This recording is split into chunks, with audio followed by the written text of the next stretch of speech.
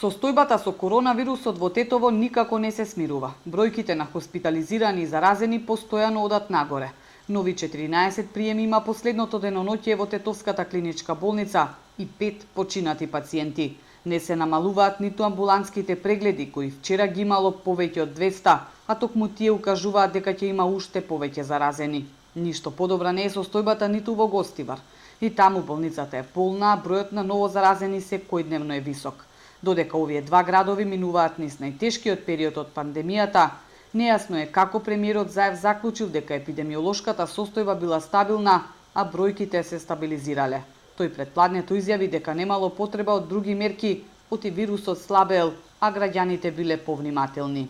Добро е тоа што во последните денови бројките, дигајќи и растејќи ги во едно нагло ниво, се стабилизираат во двата најекспонирани градови, каде што прво почна да растат бројките. Тоа се нашите Тетово и Гостивар. Сега имаме едно урамнување на бројките, кое што прво значи дека силата вирусот ја истрошува, второ мерките веројатно даваат резултат и трето најважно граѓаните дополнително повеќе внимаваат. Лекарите од Тетовско-Гостиварскиот регион пак повеќе пати бараа воведување на построги мерки, па дури и карантин, за да се смири динамиката на ширење на вирусот. Но надлежните упорно тврдат дека се било под контрола и немало потреба од рестрикции. Се уште е неизвесен и почетокот на учебната година во Тетово. Има најави дека е можно да се одложи, но на само 5 дена до стартот ништо конкретно не е одлучено.